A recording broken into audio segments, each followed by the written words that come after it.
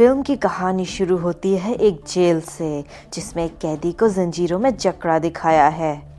پھر جیل کے سپاہی جیل کھول کر قیدی کو گھسیٹ کر اوپر ایک بالکنی میں لے جاتے ہیں۔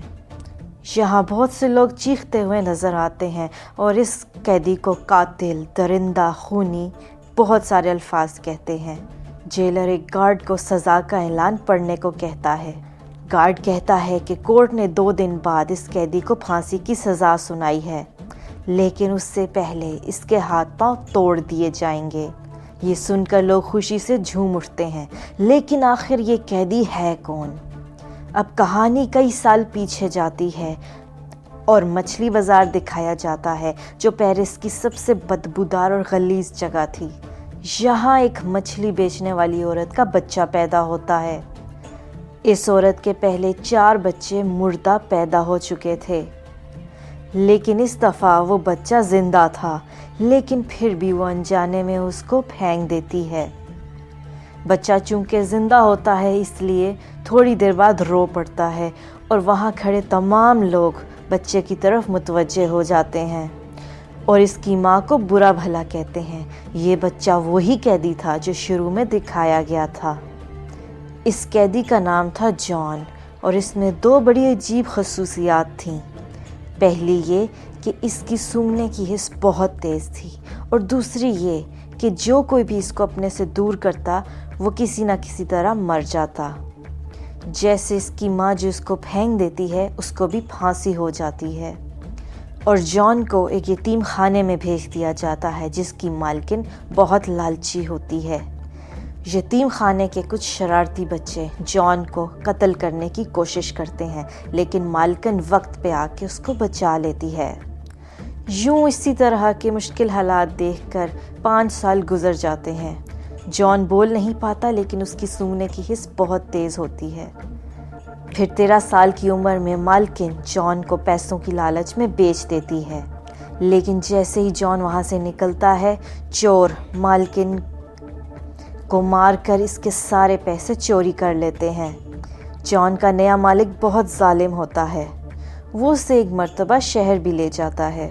وہاں جان پہلی مرتبہ بدبو کے علاوہ کوئی اچھی دنیا اور خوشبوؤں کا مزہ لیتا ہے۔ جان ایک پرفیوم شاپ پر رک جاتا ہے۔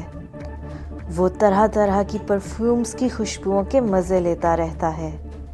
اسی دوران اس کو ایک ایسی خوشبو کا احساس ہوتا ہے جس کی طرف وہ کھنچا چلا جاتا ہے۔ وہ ایک پھل فروش لڑکی سے آ رہی تھی۔ وہ لڑکی اس کو بھوکا سمجھ کر پھل دیتی ہے، لیکن وہ اس کا ہاتھ پکڑ لیتا ہے۔ وہ وہاں سے بھاگ جاتی ہے، لیکن جان اپنی سونگنے کی حس کی وجہ سے اسے ڈھونڈ لیتا ہے۔ لڑکی ڈر کے مارے زور زور سے چیختی ہے اور جان اس کے منہ پر ہاتھ رکھ دیتا ہے۔ اس وجہ سے اس کا سانس کافی دیر تک بند رہتا ہے اور وہ مر جاتی ہے، اور اس کی خوشبو بھی آہستہ آہستہ ختم ہو جاتی ہے، اور جان حیران ہو جاتا ہے کہ خوشبو کہاں گئی۔ پھر پیرس کا ایک بہت مشہور پرفیومر دکھایا جاتا ہے، لیکن شہر میں نئے پرفیومرز کے آنے کے بعد اس کا کام بہت کم ہو گیا تھا۔ جان بالدینی کی شاپ میں جاتا ہے اور وہاں طرح طرح کے پرفیوم دیکھتا ہے، اور بالدینی سے کہتا ہے کہ میں تمہارے جسم سے آنے والی خوشبو کا ایک پرفیوم بنا سکتا ہوں۔ پہلے تو بالدینی اس کی بات پر یقین نہیں کرتا، لیکن آہستہ آہستہ اس کو جان کا چھپا ٹیلنٹ نظر آنے لگتا ہے۔ جان کھڑے کھڑے اس کو بہت فیمس پرفیوم بنا دیتا ہے، اور بالدینی اس کی خصوصیات دیکھ کر بہت حیران ہوتا ہے۔ جان کہتا ہے کہ میں تمہیں اس سے بھی زیادہ زبردست پرفیوم بنا کے دے سکتا ہوں۔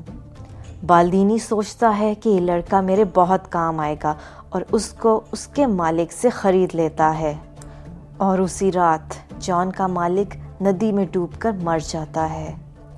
جان کی صلاحیتوں کی وجہ سے بالدینی کے پرفیوم پورے پیرس میں مشہور ہو جاتے ہیں۔ بالدینی جان کو بتاتا ہے کہ ہر پرفیوم کے 3 سیٹ ہوتے ہیں، ہر سیٹ کی 4 الگ الگ خوشبوئیں ہوتی ہیں، اور ان 12 خوشبوؤں کو انسان آرام سے پہچان سکتا ہے، لیکن اگر کوئی 13ویں خوشبو بنا لے تو کوئی بھی اس پرفیوم کا توڑ نہیں نکال سکتا۔ یہ سن کر جان کہتا ہے کہ میں 13ویں خوشبو بنا کر دکھاؤں گا۔ بالدینی جان کو 10,000 پھولوں کی خوشبو نکالنے کا طریقہ بتاتا ہے۔ جان جب اس طریقے کے مطابق خوشبو نکالنے لگتا ہے تب اس کو اندازہ ہوتا ہے کہ یہ طریقہ فلاپ ہے اور جان کو بہت دکھ ہوا۔ جان بہت روتا ہے اور بے ہوش ہو جاتا ہے۔ اس کے بعد وہ بیمار پڑ جاتا ہے اور بالدینی اس کے بیمار ہونے سے پریشان ہوتا ہے کہ کہیں میری شہرت نہ چلی جائے۔ پھر جان بالدینی سے اور نئے طریقے بھی پوچھتا ہے۔ بالدینی اسے جانوروں کے جسم کی چربی سے خوشبو نکالنے کا طریقہ بتاتا ہے اور اسے گراس جانے کا حکم دیتا ہے اور بدلے میں اس سے 1,000 خوشبو بنانے کے فارمولاز لیتا ہے۔ جان کے گراس جاتے ہی بالدینی کی موت ہو جاتی ہے۔ راستے میں جان کو پہلی مرتبہ آزادی کا احساس ہوتا ہے۔ اس کو اب پتہ چلتا ہے کہ آزادی کتنی بڑی نعمت ہے۔ راستے میں وہ ایک غار میں آرام کرنے کے لیے رک جاتا ہے۔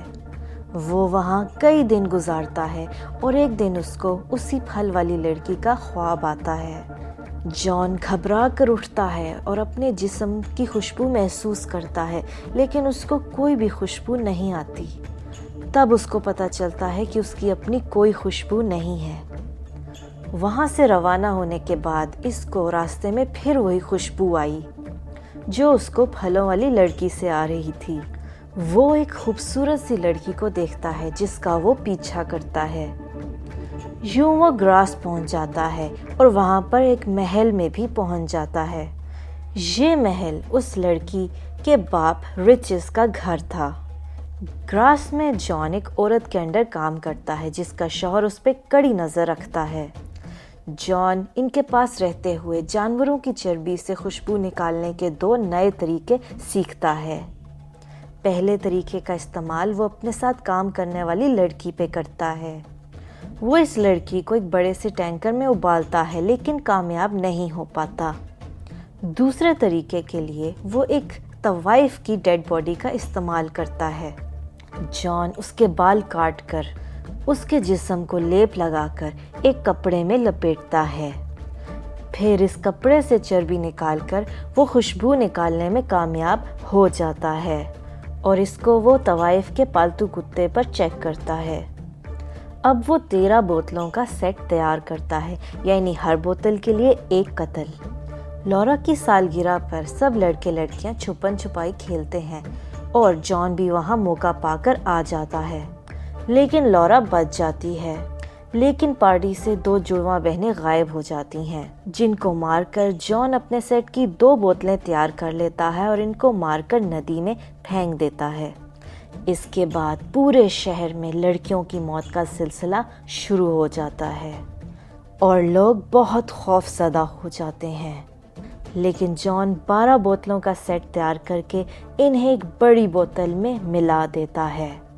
لیکن 13ویں پرفیوم بنانے کے لیے لورا کا قتل ضروری ہوتا ہے۔ یہ سب دیکھ کر رچز کہتا ہے کہ قتل ہونے والی تمام لڑکیاں کنواری تھیں اور ان کے جسم پہ کوئی زور زبردستی کا نشان نہیں تھا۔ سب لوگ مدد کے لیے چرچ میں جاتے ہیں اور چرچ کے فادر سے ریکویسٹ کرتے ہیں کہ ہماری مدد کریں۔ وہاں ایک شخص آ کر کہتا ہے کہ قاتل پکڑا گیا، لیکن رچز یقین نہیں کرتا اور اپنی بیٹی کی فکر میں گراس چھوڑنے کا فیصلہ کرتا ہے۔ جان شہر سے جاتی لورا کی خوشبو محسوس کرتا ہے اور اپنی سونگھنے کی حصے ان کو ڈھونڈ لیتا ہے۔ دوسری طرف طوائف کا کتا اپنی مالکن کے بال اور کپڑے جان کے کمرے سے نکالتا ہے اور پولیس کی انویسٹیگیشن پر باقی لڑکیوں کے بال اور کپڑے بھی مل جاتے ہیں۔ رچز اپنی بیٹی کے ساتھ ایک ہوٹل کے کمرے میں رات گزارتا ہے، لیکن اس کے کمرے کی چابی جان لے لیتا ہے۔ اگلی صبح رچز لورا کے کمرے میں اس کی لاش دیکھ کر بے حد روتا ہے۔ یوں جان 13ویں بوتل بنانے میں بھی کامیاب ہو جاتا ہے اور اس کو بھی بڑی بوتل میں شامل کر دیتا ہے۔ پھر پولیس اسے پکڑ لیتی ہے اور کہانی 2 دن بعد ہونے والی سزا سے شروع ہوتی ہے۔ موقع پاتے ہی جان پرفیوم کا ڈھکن کھول دیتا ہے۔ خوشبو سونگھ کر جلاد جان کے پاؤں میں گر جاتا ہے اور اس کو معاف کر دیتا ہے۔ خوشبو سے وہاں کھڑے تمام لوگ اپنے ہوش کھو دیتے ہیں اور لوگ اس کو اپنا مسیحا سمجھنے لگتے ہیں۔ خوشبو کے اثر سے لوگ سب فرق بھول کر ایک دوسرے سے پیار کرنے لگتے ہیں۔ جان کو یہ سب دیکھ کر سچے پیار کا احساس ہوتا ہے۔ یہ دیکھ کر اسے پھلوں والی لڑکی یاد آتی ہے اور اس کو بہت دکھ ہوتا ہے اور وہ سوچتا ہے کہ کاش میں اس لڑکی کو پیار کر کے اپنا بنا لیتا۔ پھر رچز اس کو مارنے آتا ہے لیکن خوشبو کے آگے وہ بھی بے بس ہو جاتا ہے۔ جان وہاں سے چلا جاتا ہے اور کچھ دیر بعد وہاں پر لوگوں پر خوشبو کا اثر ختم ہو جاتا ہے۔ جان اسی مچھلی بازار میں جاتا ہے جہاں وہ پیدا ہوا تھا۔ پرفیوم کی بوتل نکال کر سارا پرفیوم اپنے اوپر گرا دیتا ہے۔ وہاں پر سب لوگ اس پرفیوم کی خوشبو کی وجہ سے اس پر جھپٹ پڑتے ہیں۔ سب اس کو نوچ ڈالتے ہیں اور جان کا بھی خاتمہ ہوا۔